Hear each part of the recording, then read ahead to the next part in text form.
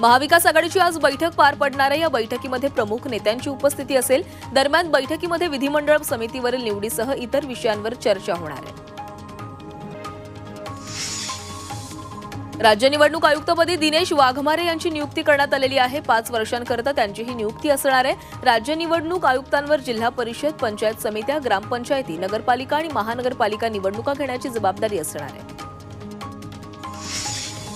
एकनाथ शिंदेंच्या सततच्या दरेगावच्या दौऱ्यावरून संजय राऊतांनी घणाघाती टीका केली आहे। एकनाथ शिंदे अस्वस्थ आत्मा असून त्यांनी कुंभमेळ्यात जायला हवं होतं, असा खोचक टोला राऊतांनी लगावलाय। संजय राऊतांच्या टीकेला संजय शिरसाटांनी जोरदार उत्तर दिलेलं आहे। तुम्ही शिंदेंच्या पायाच्या धुळीशी ही बरोबरी करू शकत नाही, असं शिरसाट म्हणालेले आहेत। तर ठाकरे गटाच्या नेत्यांना घेऊन कुंभमेळ्यात जाण्याचा सल्लाही शिरसाटांनी दिला आहे। एकनाथ शिंदे दरेगावी गेल्यामुळे ते नाराज असल्याच्या चर्चा सुरू होत्या। यावर आमदार जयंत पाटील यांनी प्रतिक्रिया दिली आहे। शिंदे पौर्णिमेला गावी जातात आणि यावरून ते नाराज आहेत असं म्हणणं योग्य नसल्याचं जयंत पाटील यांनी म्हटलंय। नाराजीच्या चर्चांवर उपमुख्यमंत्री एकनाथ शिंदेंनी प्रत्युत्तर दिलेलं आहे। मी कुणाच्या बोलण्याकडे लक्ष न देता काम करतो, असं शिंदे म्हणाले। तर महाबळेश्वर प्रकल्पाच्या कामांसाठी आपण आल्याचं स्पष्टीकरण शिंदेंनी दिलं। उपमुख्यमंत्री एकनाथ शिंदेंनी साताऱ्यात दरेगावी पर्यटन विभागातील अधिकाऱ्यांची भेट घेतली। बैठकीमध्ये पर्यटन विकास आराखड्यातील ऍक्टिव्हिटींचा शिंदेंनी आढावा घेतला। मुख्यमंत्री देवेंद्र फडणवीस दाओसला पोहोचलेले आहेत। महाराष्ट्रात उद्योजकांची गुंतवणूक आणण्यासाठी फडणवीस दाओसमध्ये वर्ल्ड इकॉनॉमिक फोरमला हजेरी लावतात। दरम्यान दाओसमध्ये पोहोचल्यावर मुख्यमंत्र्यांनी तिथल्या नितांत सुंदर निसर्गाचा आनंद घेतला।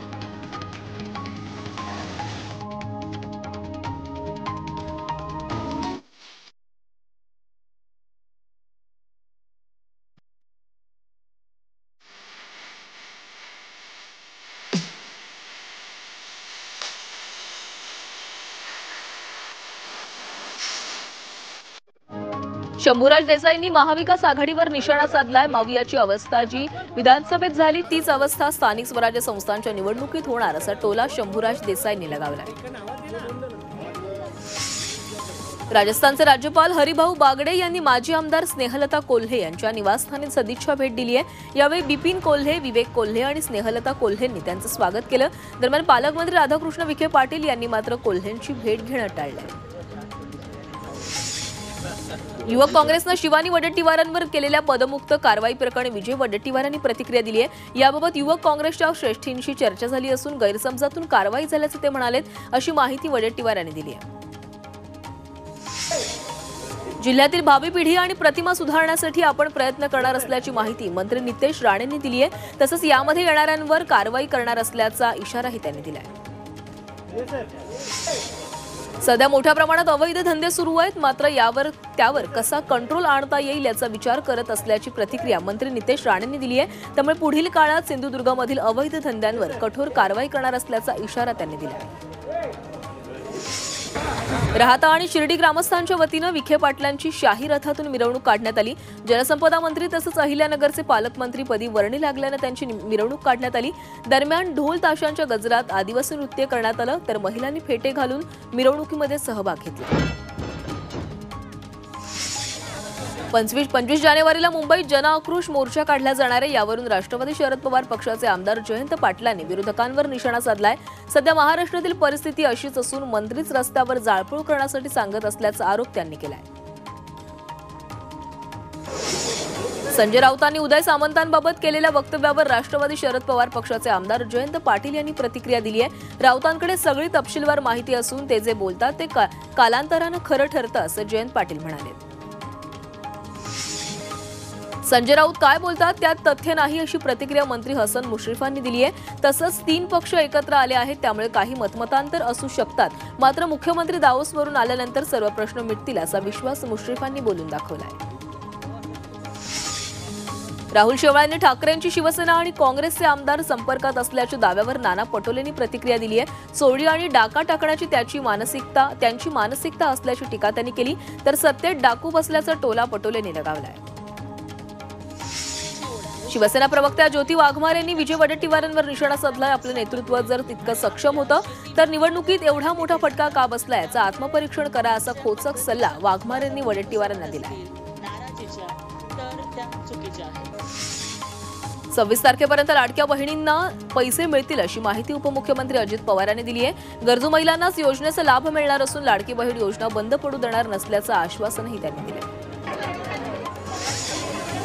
मार्च महिन्यातील बजेटनंतर लाडक्या बहिणींचा हप्ता 2100 रुपये होणार असल्याची माहिती मंत्री राधाकृष्ण विखे पाटलांनी दिली आहे. तसंच महायुती सरकार लाडक्या बहिणींना कधी दूर करणार नाही असा विश्वासही विखे पाटलांनी व्यक्त केला आहे.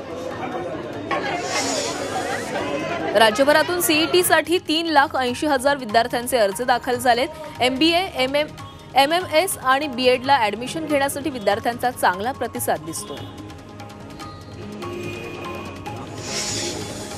संत नामदेवांच्या पंढरपूरमधील स्मारकाला गेल्या 10 वर्षांपासून मुहूर्त मिळत नाहीये. नामदेवांच्या भव्य स्मारकासाठी 2014 पासून संत नामदेवांचे वंशज प्रयत्न करतायत. भक्तिसागर परिसरातील 20 एकर जागेची मागणीही केली जाते, मात्र त्यास विलंब होताना दिसतोय. योगासनांमध्ये चक्रासन हा फारच अवघड प्रकार आहे. या चक्रासनाची शर्यत नागपूरच्या सर्वेनगरमध्ये पार पडली. यात 120 स्पर्धक सहभागी झालेले होते. 8 ते 16 वर्ष वयोगटातील 15, 20 आणि 30 मीटर अंतराची शर्यत घेतली गेली. यात स्पर्धकांचं कौशल्य पणाला लागलं, तसंच त्यांची लवचिकताही दिसून आली. भारताचे माजी कर्णधार मोहम्मद अझरुद्दीन यांच्या हस्ते गडचिरोली प्रीमियर लीग स्पर्धेचं उद्घाटन करण्यात आलं. यावेळी काँग्रेस नेते विजय वडेट्टीवार, अभिनेत्री श्रुती मराठे उपस्थित होते. अझरुद्दीन यांनी स्थानिक खेळाडूंसोबत क्रिकेट खेळण्याचाही आनंद लुटला.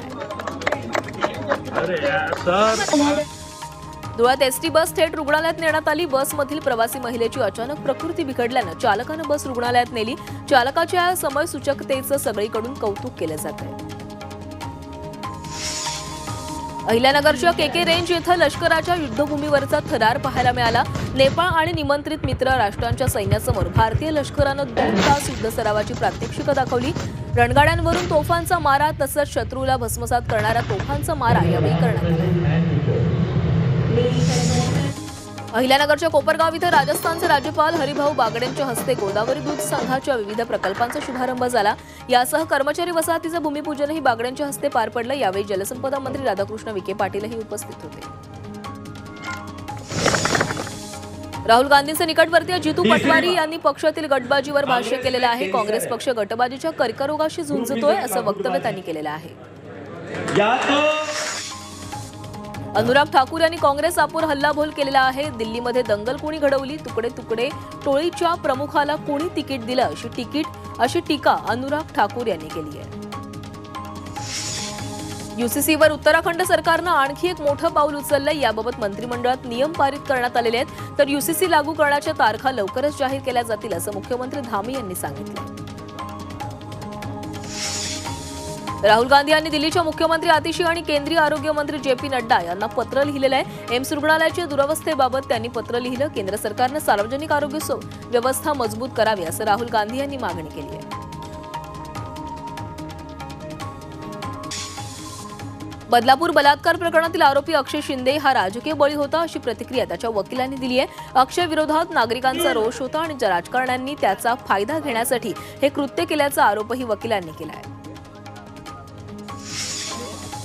आरोपी अक्षय शिंदेच्या फेक एन्काउंटरवरून अनिल देशमुखांनी सवाल उपस्थित केलेत. एन्काउंटर कोणाच्या दबावाखाली केला आणि कोणाला वाचवण्यासाठी केला असा सवाल अनिल देशमुखांनी केलाय. बदलापूरच्या घटना खऱ्या अर्थानं राज्याला काळीमा फासणारी होती अशी प्रतिक्रिया नाना पटोले यांनी दिली आहे. सरकारच्या पोचलेल्या भक्षकांना वाचवण्यासाठी प्रयत्न केले, त्यामुळे फिंगरप्रिंट समोर आलेले नाहीत असा आरोपही पटोलेंनी केला. या प्रकरणातील सगळं तथ्य पुढे आणून आरोपीवर कारवाई करण्याची मागणी काँग्रेसनं केली असंही ते म्हणाले. अक्षय शिंदेचा एन्काउंटर फेक असून तो का केला असा सवाल आदित्य ठाकरेंनी उपस्थित केलाय. तर कोण कोणाचा गेम करताय हाच प्रश्न असल्याचंही ते म्हणाले. अक्षय शिंदे फेक एन्काउंटर प्रकरणी पोलीस आयुक्त यांच्याकडून माहिती घेणार आहेत असं विधान शंभूराजेंनी केलेलं आहे. तसंच सरकारी वकील यांच्याकडून माहिती घेऊन अधिकृतपणे बोलणार असल्याचंही ते यावेळी म्हणाले. सैफच्या हल्लेखोराला पकडणाऱ्या पोलिसांचा सन्मान करण्यात आलाय. वांद्रे पोलीस स्टेशनच्या 75 पोलिसांचा सत्कार करण्यात आला. पोलीस अधिकारी सत्यनारायण चौधरींकडून त्यांचा सन्मान केला गेलाय. अभिनेता सैफ अली खानला रुग्णालयात दाखल करण्यासाठी मदत करणाऱ्या रिक्षा चालकाचा सन्मान करण्यात आला. रिक्षा चालक भजन सिंह राणा यांना एका सामाजिक कार्यकर्त्यानं 11,000चा चेक देऊन सन्मान केलाय.